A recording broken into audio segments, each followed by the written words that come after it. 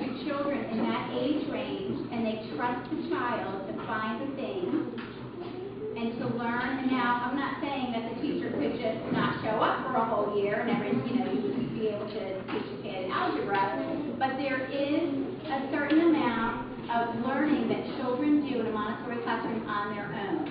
If you go into a Montessori classroom, you will see groups of kids working on, it might be 8 different things in one classroom, because there are children, 3 different ages, all in the same class, learning multiple subjects. So, and I've got real Montessori teachers here. I'm not a Montessori teacher, so just tell me if I say anything wrong, Ms. Antoinette. You might have a first grader working on math, and a second grader working on history, and a third grader doing a science project, and you might have a third grader who is still doing second grade math, and a first grader who's doing a geography project with the third graders, because that's where they are, and that's okay. It is individualized instruction like you've never seen it before. And Maria Montessori thought this was a good idea 100 years ago. We're just now hearing about it now, but Maria Montessori knew that was a good thing 100 years ago. Schools are never private, but a lot of people think they are. A lot of people think they're private because they're good. They're free. They're public. By definition, a charter school, now this is just my opinion, a charter school takes the best of private school and the best of public school and puts them together. And there are a lot of things, but I'm going to just touch on the ones that I think are the top. In a private school, you have one board of governors or board of directors that runs that school. In a public school district, you might have a school board running 17 schools. So in a charter school, just like a private school, there's just one group that's making all the decisions about who's getting hired and who's getting fired and what we're going to invest our money in. We don't have to go through 7 levels of bureaucracy to order pencils. We have one group of management and one CEO or director, just like in a private school. That gives the charter school a lot of flexibility to do things that make sense for the culture of that school.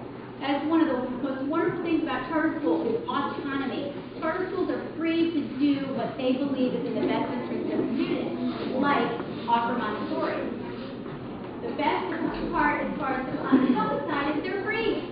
They are paid for with taxpayer dollars, just like every other public school. Coastal Montessori Charter School is another school in the Georgetown County School District.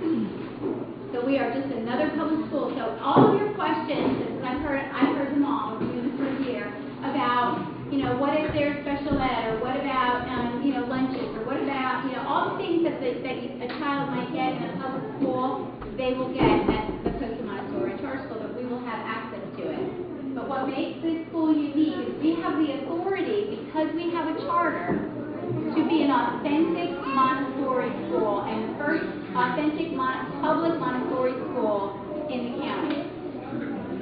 So we asked for 120.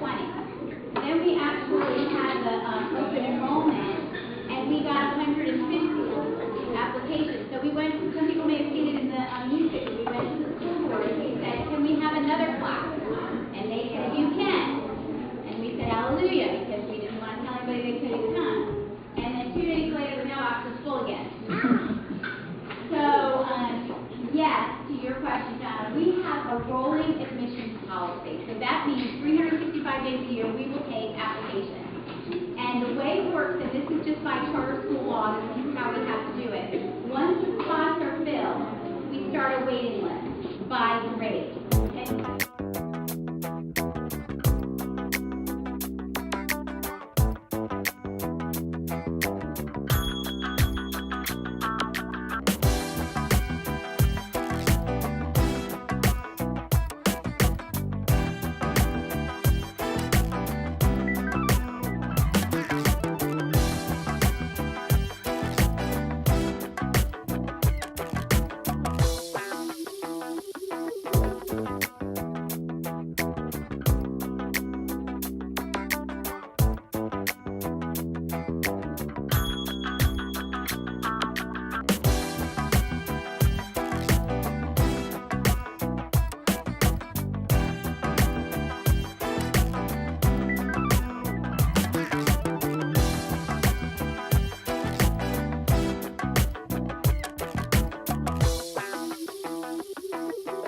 Bye.